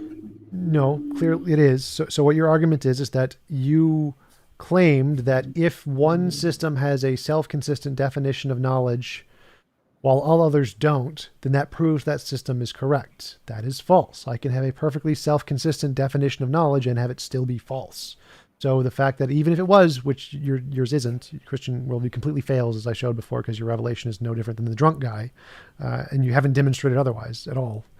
So, but even your claim that just saying that you have a self-consistent definition isn't evidence that it's true. There are many self-consistent definitions that are not true. Cats are dogs, dogs are chickens, therefore cats are chickens. Yeah, so a self-consistent definition is not what I'm claiming. I'm claiming a system which actually can yield knowledge on its own grounds. That's a self-consistent definition. So if I define knowledge as a potato, there is a potato. This worldview has knowledge. So, but I'm talking about worldviews. I'm not talking about just the definition. So you'd have to tell me more about that worldview. Wait. So what's the difference here? So it seems like you've defined knowledge as a godly potato, and there's a godly potato in your worldview. Therefore, your worldview has knowledge, which seems no different than me saying knowledge is a potato. I have a potato. I have knowledge. That's not at all what this conversation has been. So this is a new thing. I'm asking you a new thing. And it seems like you have added an arbitrary criterion to knowledge, which is completely irrelevant and is circular and does nothing but just try to support your own worldview with no evidence. And Yeah. I can do the same thing by making up my own definition. It's not just the definition of knowledge. So on my worldview, on its own grounds, it can come to knowledge. Other worldviews, considering their ontologies, their epistemologies, their ethics all together, they cannot come to knowledge. So it's not sufficient for you to just give the definition in isolation, because you can come up with a million internally consistent just definitions completely alienated from the worldviews in which they might exist. But we still have to talk about the worldviews. Don't make a difference here. So like, I think therefore I am is justified. Well, then you're not. So I have an experience, and that experience justifies my belief. I believe I exist, and I don't need to know if it's true. I don't need to know, like, or let me do a different one. I believe there is a TV in front of me. I have a justification from my experience, and so I have a belief. Now, I could be in the matrix, but if it's true that the TV is in front of me, I have knowledge. I don't need certainty that the TV is in front of me, because whether or not it's true is independent of my knowledge of it being true. Like, I don't need to know with 100% certainty that the TV is there. I just need to have a belief, and it needs to be justified. And if it's true about reality, I have knowledge, no reference to a God. Yeah. So it's not, so it could be a true belief, right? Sure. But it's not justified if the manner by which you come to that knowledge is full of undercutting defeaters on your own system. Yeah, it is. My system doesn't require certainty, so it can be fine if there's defeaters. Right. I'm not saying it does. It requires certainty, but I'm saying you can't even have 0.00001% certainty. The percents don't matter here. I have an experience of it. That's a justification. If you want to put a percent on it, it doesn't make a difference. That justification, whatever percent it is sufficient. Right. Well, I'm saying you have 0% certainty. You say I don't need certainty here. So I don't care what percent you label on it. I see a TV. I experience a TV. That itself counts as justification for me. I don't care what number you put on it. So how is that justification? So unpack that. My brain is labeling the thing in front of me as a TV. I believe there is a TV in front of me. Okay, so it's not about whether or not there actually is a TV there. It's about your belief that there is a TV there. Correct. So my justification is from an experience. My experience is purely in my head, and that experience leads to a belief, and the truth of the belief is completely independent of me altogether. So whether or not there is a TV is completely independent of me. Which goes back to the cogito ergo sum. What? So that's within the foundation that you've given from the cogito ergo sum, right? Probably, yes. Direct experience. Yeah. So direct experience. I still see the problem of assuming a logic before you've established logic. Well, so I've proved that false. So the fact that there are patterns in reality does not mean logic. So the fact that there are patterns in reality does not mean logic. Those are separate things. Right. So again, let's drop the word logic. You're using the fact that there are patterns in reality to justify the fact that there are patterns within reality is what I am saying. That's my critique. No, so I'm using the patterns that I experience to create a language to describe those patterns. Well, I'm not claiming the patterns are there. I don't care. It doesn't make a difference. Right. So the patterns are just there for some reason. You can justify your language by which you describe those patterns because of those patterns, and then you can use that language to justify the existence of other patterns. Sure. So the tool by which you discern that there are patterns in reality. The patterns are already known. So we already know there are patterns because we see them, and then we describe them. Right, but the tool by which you see them, the tool by which you discern them. My eyes.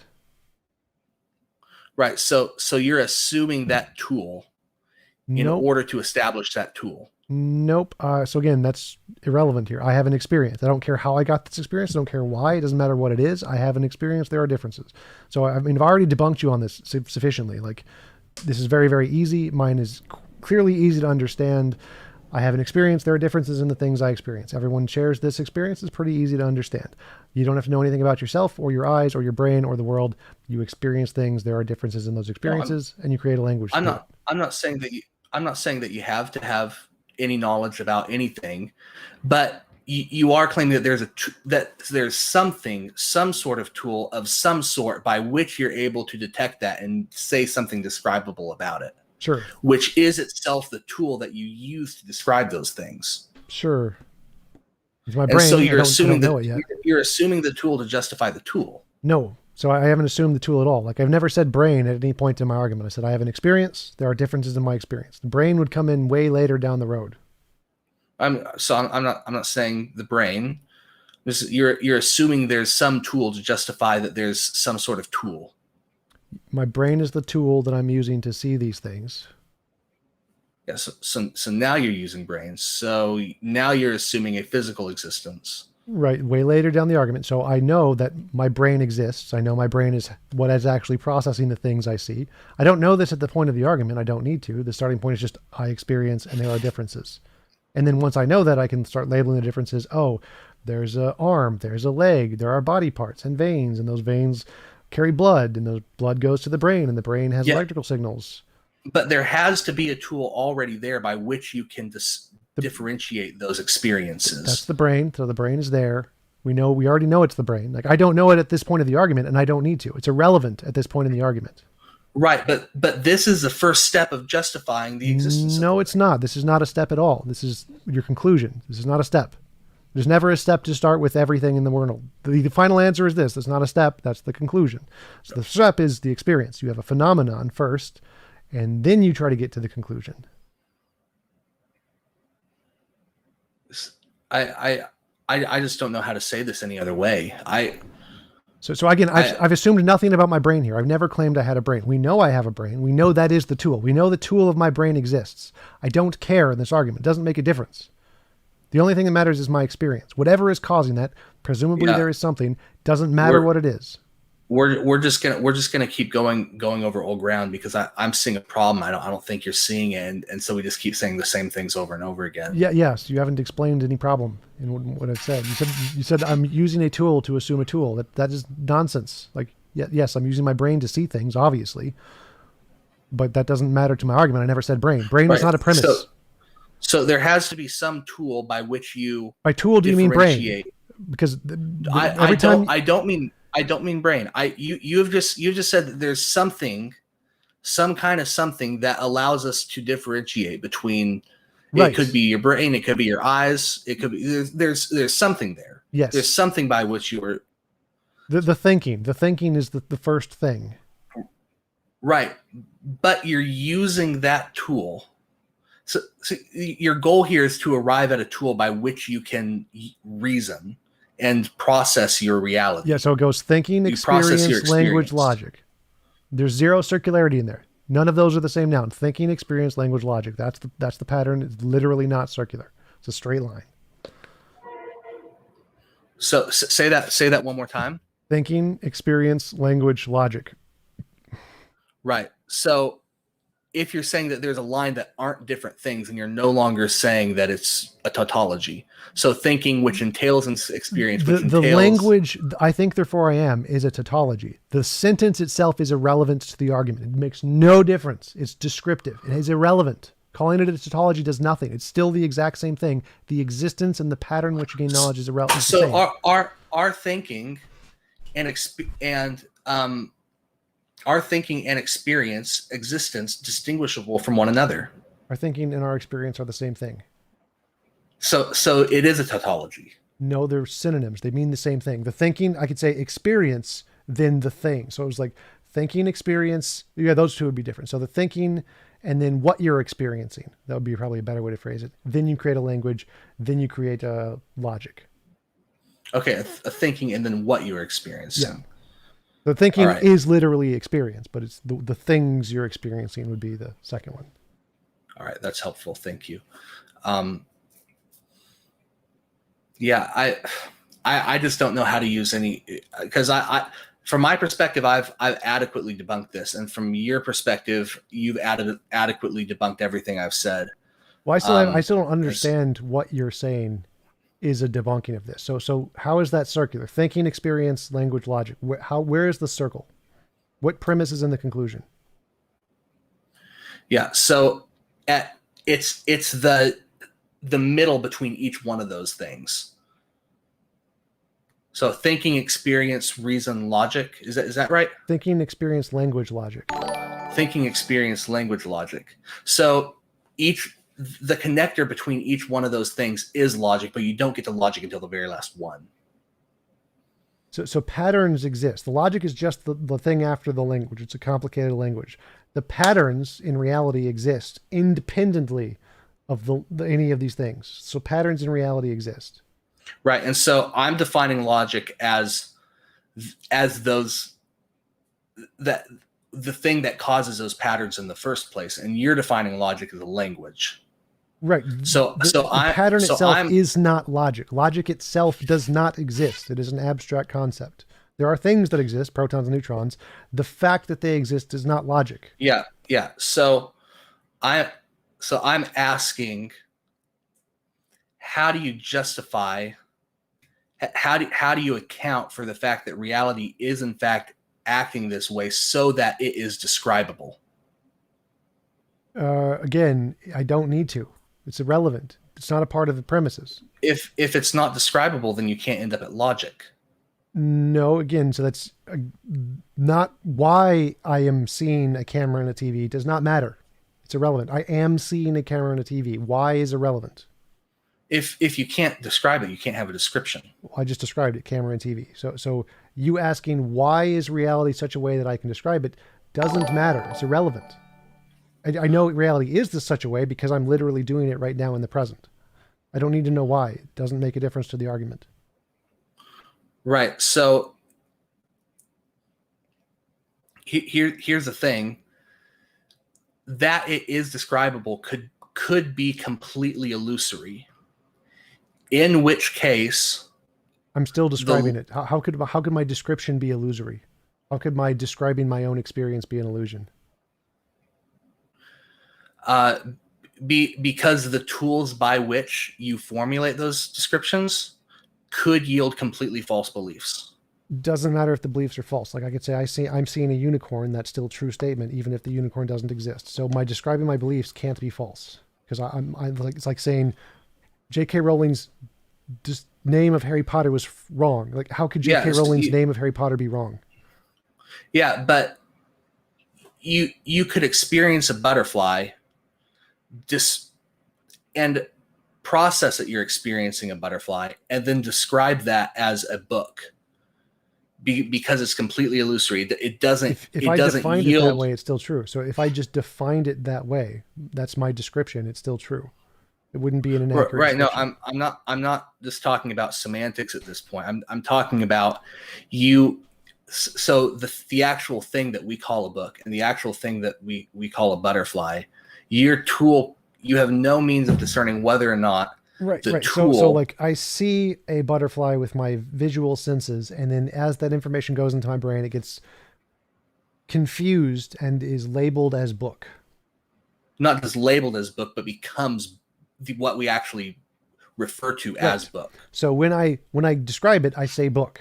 So I'm describing my experience. I see in my mental image, not literally my visual cortex sees a butterfly, but my mental image is book. And I describe it as a book. So I see a book is still true. It would still be true that I see a book and I am describing it as a book. No. So you're actually experiencing the butterfly, and that becomes book in your description of it. So there's a discontinuity between your description and the thing you're experiencing. So if experience and language are not identifiable with one another, different steps in this, then there could be a break there, and you have no means of establishing the continuity between them. So the continuity is literally my brain makes a connection. I see a TV, I see a camera. Now those connections could be wrong, but the connection my brain is making is still the connection my brain is making. So if I label something, if I give an experience a label, that label must be by definition true, because I'm saying I have this experience and I'm going to give this experience that label. Yeah. So we're still saying different things. I still think you're not understanding what I'm saying. I think I'm understanding what you're saying. It's like when I try to write down the word butterfly, I accidentally write down the word book or something like that. I'm thinking of a butterfly. I see a butterfly in my head, but when I try to write it down, it comes out as book or something like that. No, I'm saying you're assuming there's some kind of necessary connection between experience and language. I'm saying you can't justify that. Well, no, there's no necessary connection. I'm literally just making it up. I'm making up a language to describe my experience. Yeah, but in order to make it up, and you saying it does even arbitrarily refer back to it, you're still assuming that there's an actual referent there by your language. Yes, my mental right? image. So I have a mental image, and I'm making up a word to describe the mental image. Right. So, but the mental image is not an assumption. There's no assumption of the mental image. I'm not saying you're assuming the mental image. I'm merely saying that you're assuming that the language can have any sort of referent to that, so that you can bring those two things together. No, I'm not assuming that. I'm literally doing it. I say, this is a water bottle. I didn't assume that words can mean water bottle. I just did it. I don't disagree that you're doing it. I'm disagreeing that you can account for doing it. You don't need to. Again, you don't need to account for why I'm seeing the things I'm seeing. I start with, these are the things I'm seeing. You don't need to know why. It's irrelevant to the argument. Yeah, but if you can't account for why, then you don't have an epistemology. Yes, you do, because again, you don't need to account for why. Like if I say, I'm seeing a TV, I don't need to know why I'm seeing a TV. Right. Well, it's let me rephrase. Not an epistemology that yields truth. No, it could still yield truth, because if I said I'm seeing a TV and there is actually a TV there in reality, that's truth. Okay, so I'm sorry, I have to rephrase. It yields justified true belief, knowledge. I said truth, I meant knowledge. Same thing. So if I have an epistemology, I'm experiencing a TV, and that experience I use as a justification to any degree at all, and it happens to be true that there's a TV there, I now have a justified true belief. Well, if it just happens to be true and it's not connected to the way you came to that belief. Well, of course not. Then it's not the justified. Ontology is always independent of the epistemology, so it's never going to be connected to the way you came to the belief. Yeah. So how can you still call it justification? A justification doesn't need to be certain. Just anything that can make it more reasonable to believe X than Y is a justification. More reasonable would be completely arbitrary if there's no connection between the truth maker and your belief. The truth maker is reality. Yeah, and so if the fact that there's a TV there in reality doesn't have any relation whatsoever to how you came to the belief, then the truth maker is disconnected from your experience of it, and you're not actually justifying it. No, you can still be justified. So you can have false justification get to your problems. Like, it's totally fine. You don't need justification to be necessarily tied into reality itself. Like, I could phrase it this way. I could say, I believe I am seeing a TV. That statement would be true. That would be a justified true belief. Okay, yeah. So then you're entirely within your mind still. So that's still knowledge. That's still knowledge. So I can still have knowledge about God. So that's within the cogito ergo sum based worldview which I don't think can yield anything outside of your own mind. Well, that's fine. So I'm not. The only thing I need to show is that you can have knowledge without God, and I have knowledge without God. Yeah, and so I'm still saying you can't, because there's still some kind of logic there that you're assuming. It's in the ergo. No, again, so again, I've already debunked that. The therefore is just So descriptive. I don't think it's descriptive of something though. Yes, what's reality. It descriptive of? Reality. So I experience. That's a real thing. So the experience itself is a justification. I can say I'm seeing a TV, and therefore I have a belief I am seeing a TV.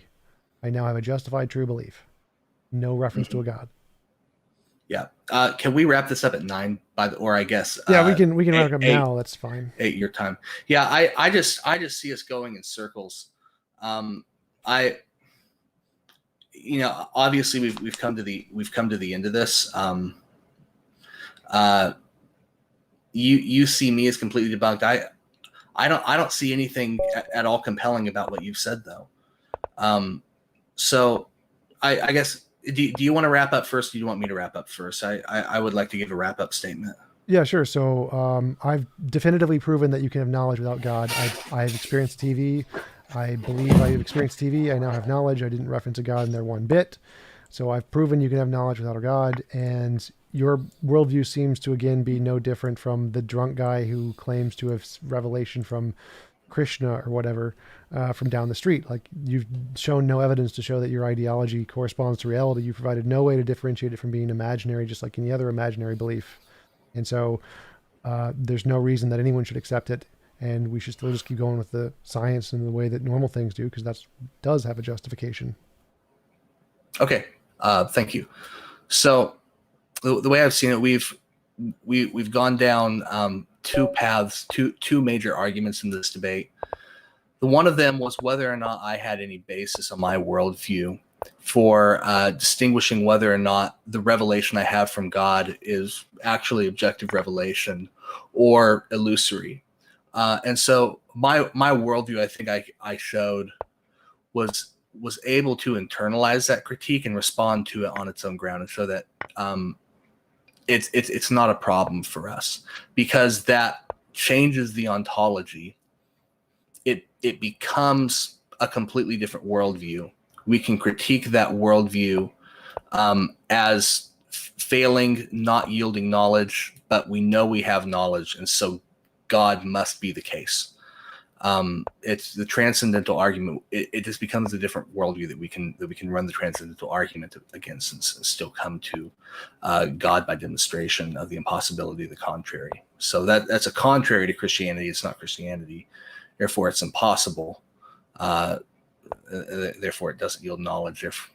Therefore, Christianity must be true, because we do have knowledge, and Christianity on its own grounds can yield knowledge. The second one was the cogito ergo sum. This is the other major argument we went over. We were not able to reach any sort of accord on this, which I think is unfortunate. But I guess I didn't expect anything different, that we would just come to an impasse. I see that there is these steps that Tom has provided for us, experience, thinking, experience, language, and then logic. That's right. Yep. Yeah. So they're not just arbitrarily existing independent of one another. He's connecting them somehow. And I don't think he's been able to account for his ability to connect them. The logic that he ends up at would connect them. But if that's going to be the connector, and that's the conclusion of those steps, then it becomes logically fallacious, ultimately circular, viciously circular, self-defeating. Knowledge is impossible on that basis, because it's just an arbitrary imposition of knowledge earlier in the syllogism before he's arrived at the conclusion. And so I don't think he's provided any worldview which on its own grounds can yield knowledge. And if the transcendental argument is a valid argument, then it's still in competition with this cogito ergo sum based worldview that TJump has presented. The Christian worldview must still necessarily be true. And yeah, I had this criticized your position, TJump. So I always like to be considerate. If you want to get a last word in there, if you feel like you've done what you've had to already, then go ahead. Yeah, I mean, I think I've shown conclusively that the cogito is definitively, without any shadow of a doubt, a better grounds of knowledge. So I'm good. Yeah. Okay. Do you have any questions from the audience that we can field?